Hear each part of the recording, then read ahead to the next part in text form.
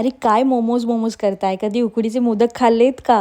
अस्सलाम वालेकुम. माझं नाव रुमैजा आहे आणि मी कोकणात राहते. तर चला बनवूया उकडीचे मोदक. मी एक कढई घेतली, त्यामध्ये 1 वाटी दूध घेतले आणि 1 वाटी पाणी घेतले. त्यामध्ये मी 1 चमचा साजूक तूप टाकेन आणि चवीनुसार मीठ टाकेन. त्याला मस्तपैकी बॉईल आल्यावर त्यामध्ये आपण टाकूया 2 वाटी तांदळाचे पीठ. मी 1 वाटी पाणी घेतलं, 1 वाटी दूध घेतलं आणि त्यामध्ये 2 वाटी तांदळाचे पीठ टाकले आणि छानपणे त्याला मिक्स करून घ्यायचं. फ्लेम ऑफ करायची आणि एक साईडला त्याला 10 मिनिटे रेस्ट करायला ठेवून द्यायचं. तोपर्यंत आपण इथे स्टफिंग बनवूया, म्हणजेच नारळाचं चव. 1 नारळ घेतला आहे मी इथे आणि पाव किलोपेक्षा थोडं कमी गूळ घेतला आहे.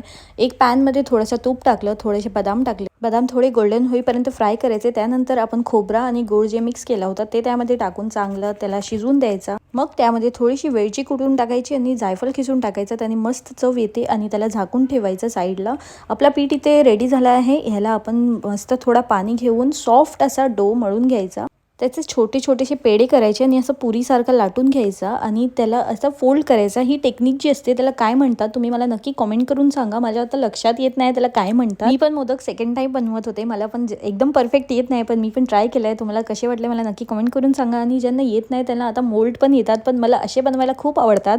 मोल्डमध्ये पण चांगले दिसतात, पण असे बनवण्याची एक्साइटमेंटच वेगळी असते. तर इथे माझा मोदक रेडी झाला आहे. त्यामध्ये स्टफिंग टाकली आणि मी मोदक बनवला. तुम्ही सांगा माझा मोदक कसा झाला होता.